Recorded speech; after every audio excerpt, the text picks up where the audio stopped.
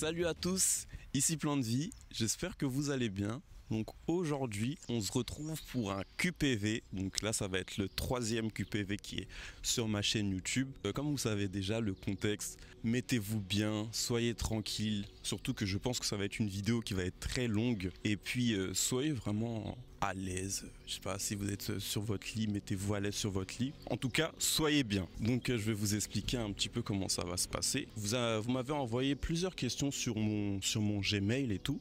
Et du coup, ce que j'ai fait, c'est que je les ai rassemblées. Je sais pas si vous allez voir cette petite boîte, mais toutes les questions que j'ai mis dans la boîte, je les ai mis un peu dedans. Et en gros, je vais secouer, histoire de vraiment piocher au hasard et puis après répondre aux questions. C'est parti.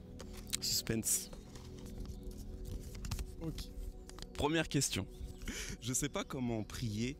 J'ai l'impression de toujours dire la même chose. C'est une très très bonne question. Et ce que j'aimerais dire, avant de prier, j'aimerais que chacun, quand vous vous retrouvez dans votre lieu secret, de toujours demander au Saint-Esprit d'animer, de toujours demander au Seigneur de diriger les choses. Parce que souvent, en allant comme ça, sans forcément demander au Seigneur de diriger, il peut nous arriver, des fois quand on va prier, des fois moi ça peut m'arriver et tout, je suis là, je prie, et d'un moment à l'autre, je commence à me dire, mais j'ai pas déjà dit ça au Seigneur? Enfin, Dieu il entend et tout, mais je me dis là, ça va pas du tout. Et tout de suite, ce que je fais, moi, c'est que je me reprends et je demande au Saint-Esprit vraiment de tout contrôler. Parce que à ce moment précis, quand vous allez demander au Saint-Esprit de tout prendre, vous allez voir que le moment où vous allez passer avec le Seigneur va être complètement différent. Et le fait d'avoir cette réflexion de se dire que je me sens à répéter la même prière, ça va être géré autrement. Et il va faire d'une manière à ce que ça soit un moment intense et impactant dans votre vie de prière et dans votre relation avec le Seigneur. Prochaine question.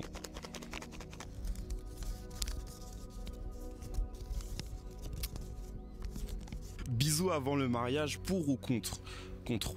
Pourquoi les chrétiens sont bizarres? J'avoue que cette question, je sais pas trop où me mettre, mais j'avoue que en réalité, même que ça soit à l'église ou dans n'importe quel lieu où on se retrouve entre chrétiens, il peut y avoir des moments où on peut se sentir à part dans notre foi. Et moi, ce que je pourrais dire, c'est que en tant qu'enfant de Dieu, ce qu'il faudrait faire, même la meilleure manière des choses pour être compris, c'est de se dire que de ma part, je vais méditer la parole. Et même si ça peut être, on peut avoir des moments où on se trouve bizarre, Dieu me trouve pas bizarre puisque je suis sa voix. Vraiment, cette question-là, j'avoue que il peut avoir plusieurs réponses à ça. Mais moi, ce que je pourrais dire, c'est que si vous faites votre côté de votre part, c'est-à-dire que vous lisez la parole de Dieu, vous avez votre relation avec le Seigneur et que pour vous c'est le principal et que vous êtes en paix avec Dieu, franchement, ça va.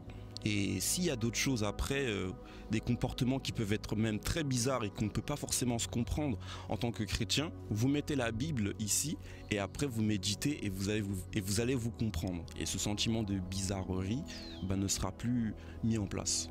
Prochaine question.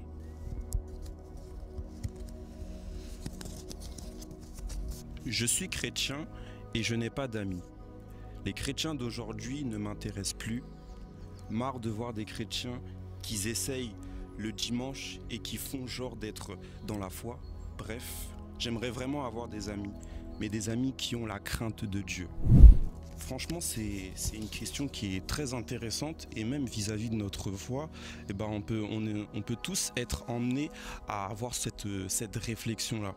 Et moi, ce que j'aimerais vous dire, vraiment, c'est de se dire que on a un Dieu qui est au contrôle et de lui mettre vraiment cette question en avant. De lui dire vraiment, Seigneur, tu vois, en ce moment, il y a même des chrétiens qui sont autour de moi qui sont pas à fond avec toi.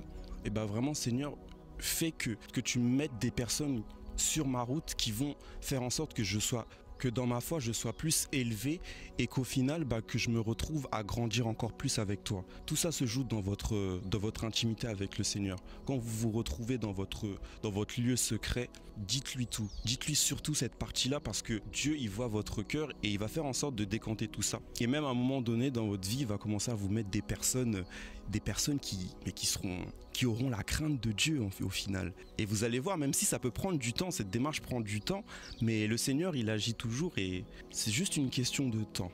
Dites-vous aussi, j'aimerais souligner ça, le fait de ne pas avoir d'amis, de se sentir seul, le privilège qu'on a dans notre foi d'avoir le Saint-Esprit, c'est vraiment quelque chose de super important parce qu'avec lui, quand on va entreprendre cette relation-là, on n'aura plus forcément ce manque et de se dire je me sens seul.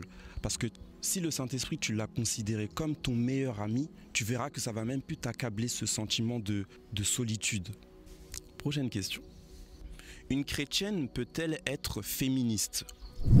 C'est une question vraiment, vraiment très importante et qu'on peut même se poser aujourd'hui puisque en ce moment même, on vit dans une société où le féminisme est très imposé et les femmes ont besoin aussi d'avoir cette certaine égalité que les hommes ont, qu'on soit égaux. Et si on se réfère à la parole de Dieu, on voit très bien que le Seigneur, quand il parle, il a vis-à-vis de la femme, en général, il y a une certaine soumission et un certain respect. Je dis pas que bien sûr il faut vraiment que vous vous laissez marcher dessus, non, mais de se dire qu'il y a un certain respect et que vous avez votre place. Et c'est vraiment très important de le souligner parce que on se réfère à la parole de Dieu et si vraiment je me réfère à ce que la parole de Dieu dit, je serai pas pour. Et même le Seigneur n'est pas pour. Voilà. Next question. J'ai l'impression d'être exclu du monde chrétien. Je n'ai pas l'impression d'être concerné par le fait que Dieu donne des révélations, ni que mes prières marchent vraiment. Personne n'est encore venu vers moi pour me dire qu'une de mes prières a marché.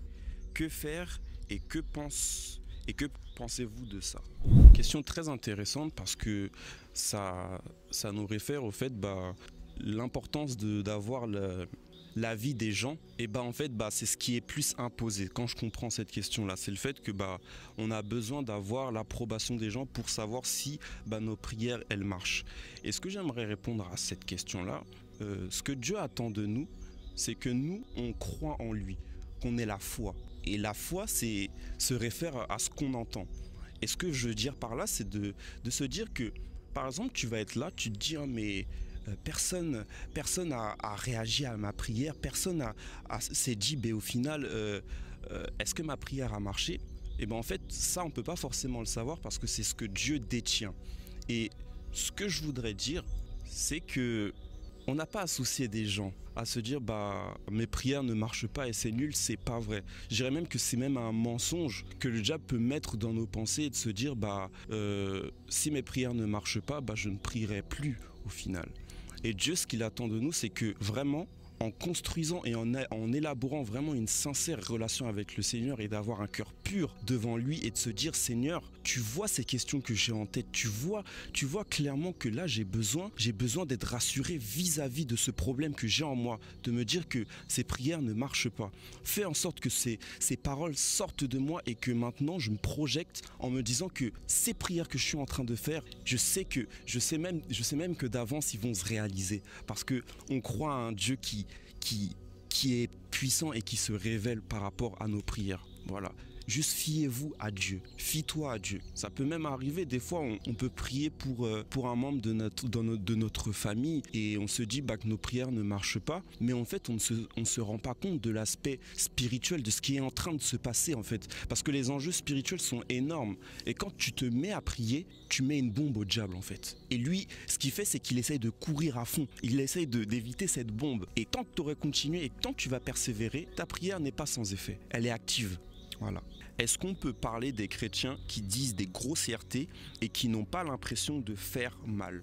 La parole de Dieu, elle est claire sur le fait de ce qu'on peut dire des grossièretés. Il y a un verset qui dit « Interdis à ta bouche de prononcer des grossièretés ». Et vis-à-vis de la vie de Dieu par rapport à ça, et ben en fait, ce que nous devons dire, même les paroles que nous devons prononcer, c'est des paroles qui glorifient le Seigneur. Dans un sens que nous, en tant qu'enfants de Dieu, on est des nouvelles créatures. Et le fait de se dire, en disant des grossièretés, pour moi c'est normal, et franchement, si on prend la parole de Dieu, c'est pas quelque chose qu'on doit faire, c'est même pas normal en fait. Et dites-vous de vraiment prendre conscience que en disant ces grosses paroles-là, Dieu il vous voit. Et de dire ça en fait, c'est pas digne d'un enfant de Dieu, c'est pas ce que Dieu il attend de nous. Au contraire, nos paroles elles sont faites pour dire des bénédictions, de s'encourager et pas par exemple, imaginons tu vas dire une phrase qui a du sens et tu termines par un gros mot à la fin. C'est pas ce que Dieu il attend de nous. Il veut vraiment que au final, quand on parle même avec des personnes qui ne croient pas en lui,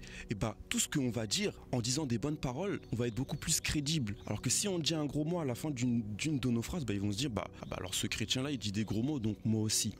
C'est-à-dire qu'on impacte même par rapport à ce qu'on dit. Et ce que j'aimerais dire, c'est que ta parole doit dire des bonnes choses. Et les grossièretés, même si c'est un combat qui te suit depuis longtemps, dans ta chambre de prière, tu fais en sorte que ça n'arrive plus et que tu contrecarres tout ça. Voilà. Je me sens seul, j'ai l'impression d'avoir une foi que personne n'a. Lorsque je parle, les chrétiens me disent que je suis du Moyen Âge avec mes raisonnements, alors que je lis et pratique juste ce qu'il est dans la Bible. En ce moment, cette question-là, elle nous concerne tous, chacun et chacune, vraiment ceux qui ont la crainte du Seigneur et qui pratiquent ce que Dieu dit, parce que plus on avance et plus les personnes vont dire que oui mais toi t'es de l'ancien temps, toi tu restes, toi c'est du passé en fait ce que tu dis et tout ce que tu pratiques ça n'aboutit à rien. Et j'aimerais vous dire que tous ceux qui pratiquent et qu'au final on a un regard extérieur en vous disant toi tu es du Moyen-Âge, ne les écoutez pas. Parce que Dieu, il est avec vous et il est pour vous. Et en plus de ça, vous faites le bon choix parce que tout ce qui est dit dans la parole de Dieu est vrai. Tout ce qui est prononcé, tout est vrai. Et en plus de ça, ça crée, vous serez en fait, vous aurez toujours une bonne vie. C'est-à-dire que votre vie va être dans la sainteté. Et comment Dieu vous attend, même le fait d'avoir cette crainte, puisque le fait de respecter ça, le fait de respecter la parole de Dieu, vous avez la crainte de Dieu et c'est une bonne chose. Et arrivé au moment où vous allez vous retrouver avec Dieu, que il y aura plusieurs personnes qui seront là et tout, et que Dieu il va vous donner son avis vis-à-vis de vous, il n'aura rien à vous reprocher parce que vous avez fait la bonne part. Puisque plus on avance et plus c'est tout ce qu'on va pouvoir dire en tant qu'enfant de Dieu, les autres vont trouver que c'est incohérent. Mais Dieu, il est avec vous et l'esprit qui est en vous, il est différent de celui qui est dans le monde. Prenez cette réalité vraiment à cœur et dites-vous que en tant qu'enfant de Dieu, même s'il y a un regard extérieur, Dieu il est toujours de mon côté parce que moi je suis dans les consignes de Dieu. Par exemple, même dans les 10 commandements, tu suis les 10 commandements et ainsi de suite. Tu veux pas être en désaccord avec Dieu. Vous faites bien. Voilà. Si je devrais conclure, vous faites bien. On fait bien. Voilà. Prochaine question. J'ai déballé. Je ne suis pas de ta congrégation. Je ne suis pas évangélique, mais je crois en Jésus. Mais dans les églises que je fréquente, nous ne parlons pas du Saint-Esprit ni de ses manifestations. Est-ce que tu peux m'en parler et m'expliquer cela? Tout simplement, dans les églises où tu entends parler même du Saint-Esprit, en fait le Saint-Esprit, c'est une personne en fait. C'est une personne c'est Dieu. C'est Dieu qui s'est mis sous forme d'esprit et qui fait en sorte que on croit en lui parce que c'est le cadeau que Jésus nous a laissé. Il nous a pas laissé seul, il nous a laissé son esprit. Et avec son esprit, ça fait en sorte que il est avec nous tous. Et c'est une relation avec lui qu'il faut élaborer afin que tu te sens plus jamais seul. Donc si je devrais te faire comprendre ça et même que tu n'es pas forcément de cette congrégation là, le Saint-Esprit, si tu entends beaucoup à répétition le Saint-Esprit, c'est parce qu'il est très important.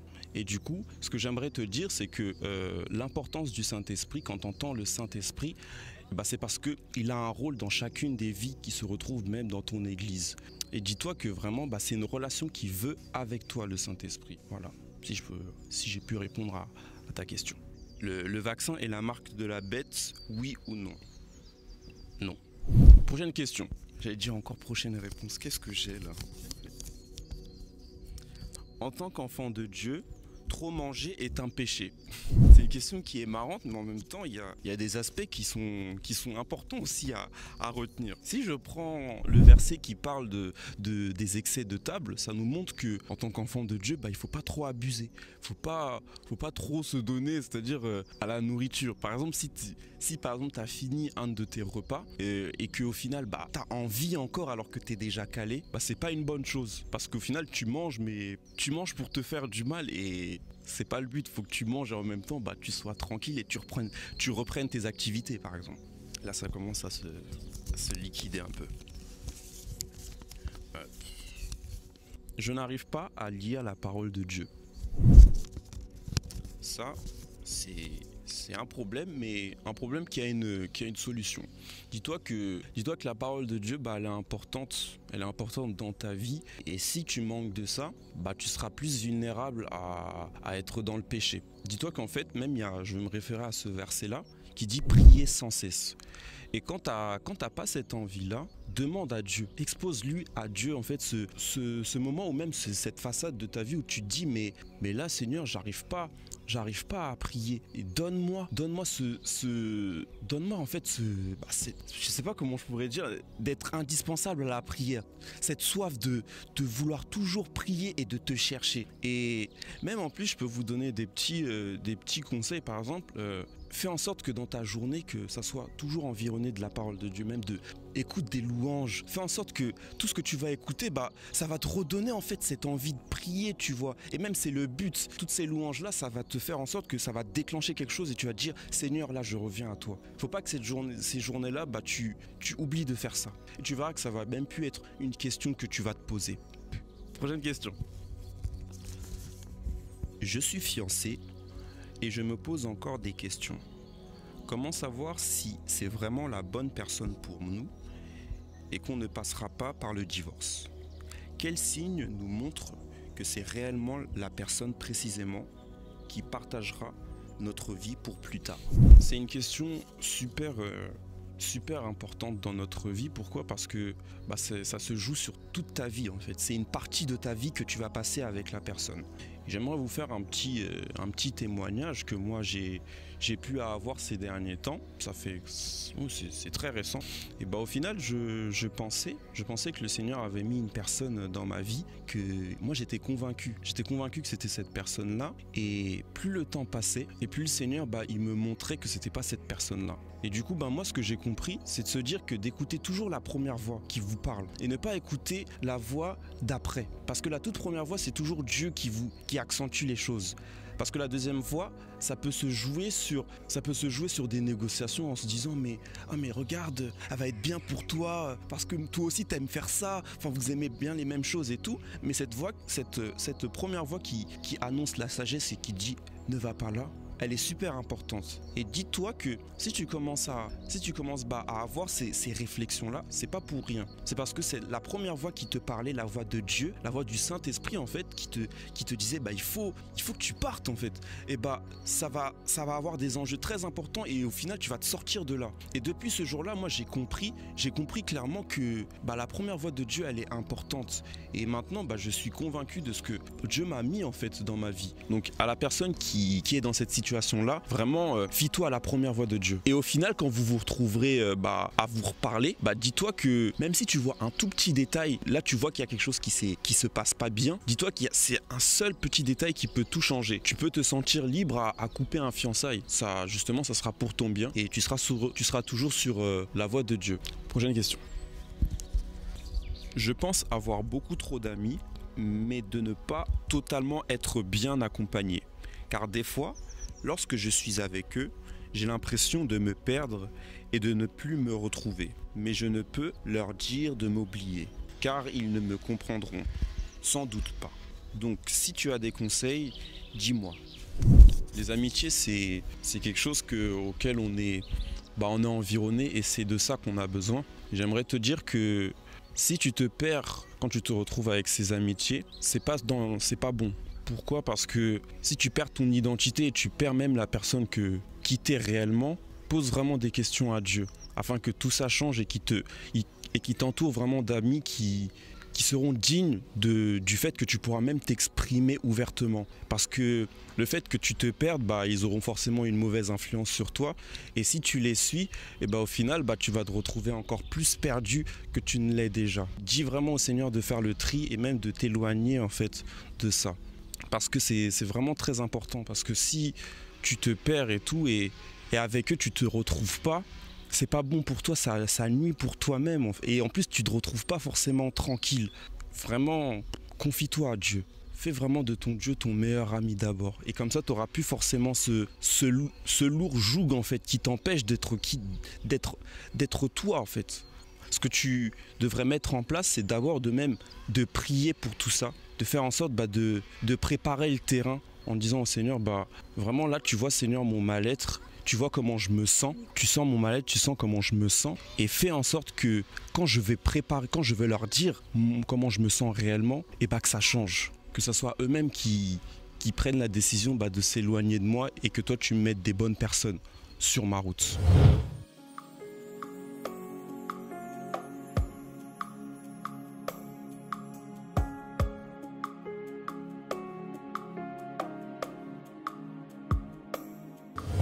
Pu voir que là on a changé d'endroit parce que il y avait plus trop de soleil et maintenant on s'est rapproché un peu de soleil. Je prends un peu de vitamine.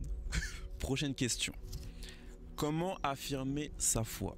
Ça, c'est une question où je vais pas forcément trop en dire puisque j'aimerais vous donner un petit conseil. Lisez vraiment la parole de Dieu.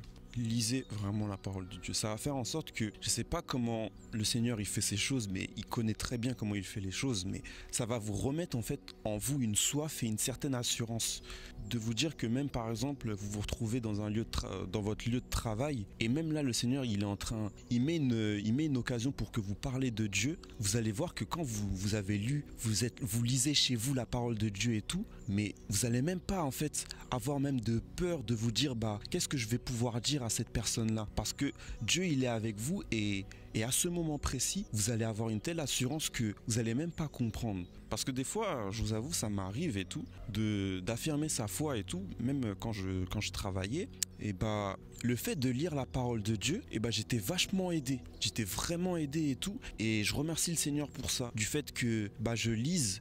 Et que pour vous aussi, de lire, c'est super important. Ça va vraiment vous aider. Vous allez vous sentir en confiance. Parce que c'est sûr que si on ne lit pas, c'est compliqué, vraiment. Lisez la parole de Dieu. Ok. De nos jours, je n'ai plus l'impression que l'amitié existe encore. Nous sommes de plus en plus confrontés à de la trahison. Beaucoup de personnes profitent de notre amour pour Christ pour nous faire du mal en pensant que nous ne voyons rien. J'aimerais dire vraiment à toute personne qui se sont trouvés trahis vis-à-vis de vos amis qui sont en Christ, que le Seigneur, il voit tout. Il a le regard sur tout et vous allez voir qu'il fait justice. Parce qu'à tous ces enfants-là qui ont subi des trahisons, même dans notre vie chrétienne et avec un entourage qui est chrétien, dites-vous vraiment que Dieu, il est vraiment, vraiment, vraiment avec vous. Il est de tout cœur avec vous. Et Dieu va compenser tout ça. Parce que c'est vrai qu'en ce moment, beaucoup se jouent de notre tête. Bon, j'ai inventé une expression, mais beaucoup se payent de notre tête, voilà.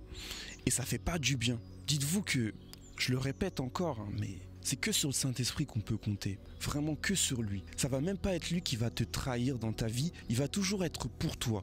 Mais il va même être pour nous. Si Dieu est pour nous, qui sera contre nous? Dis-toi que dès que tu auras vraiment bâti cette relation avec le Saint-Esprit va faire en sorte qu'il va te mettre la lumière sur même les personnes que tu fréquentes. Il peut te montrer même en transparence la personne, quoi. C'est-à-dire qu'il peut même dire, fais attention à cette personne-là. Te mettre des petites alertes pour que tu comprennes. Et une fois que tu auras compris, tu verras que Dieu va être totalement au contrôle et il va te mettre des personnes qui seront fréquentables. Et même s'ils veulent te mettre des coups dans le dos, tu sauras comment en fait riposter parce que Dieu il l'aura déjà vu avant. Parce que l'esprit de Dieu, c'est un esprit qui révèle. C'est un esprit qui voit au-delà de ce qu'on peut voir. Fais de ton ami vraiment véritable le Saint-Esprit. Va quelque part, faut qu'il soit toujours là. Si tu vas quelque part, faut qu'il soit toujours accompagné de toi. Et tu verras. Ça va vraiment te faire un grand bien, tu vas même être bien, quoi. Donc, fais de ton ami le Saint-Esprit. Je crois qu'on va arriver à la toute dernière question. Vous voyez, le bocal est vide. Est-ce vrai que nous n'avons pas le droit de coucher avec son partenaire si nous ne le faisons pas par but d'enfanter. C'est vrai que on peut se la poser, c'est parce que dans la vie de couple et tout, si on se réfère à la Bible et comment on voit comment le Seigneur il accorde une importance aux yeux de son époux ou de son épouse, dans le cas contraire, c'est-à-dire que c'est un amour que vous vous en lasserez jamais, vous allez toujours être fusionnés. Et par rapport à ça, si on se fie vraiment à la Bible, pour moi on peut. Pourquoi ? Parce que vous êtes mariés et Dieu, il a mis sa faveur sur votre vie, à chacun et à chacune.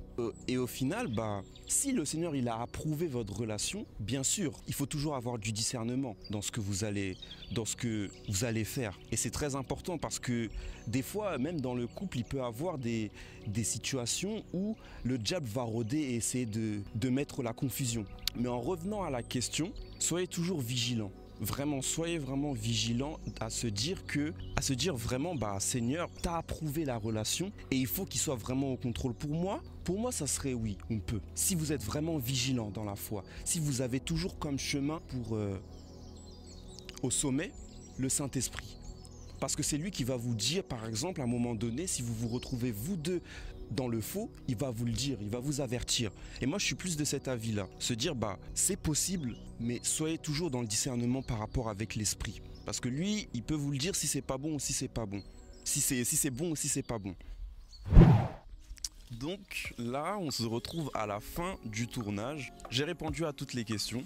Donc j'espère que vraiment cette vidéo vous aura vraiment encouragé et fait en sorte d'avoir répondu à vos questions. Et bien sûr, si vous avez d'autres questions QPV, bien sûr, faites en sorte de toujours mettre le QPV devant afin que moi je sois pas perdu dans les questions et que c'est du rapport avec QPV. Sur ce, que Dieu vous bénisse. C'était Plan de Vie. Abonne-toi.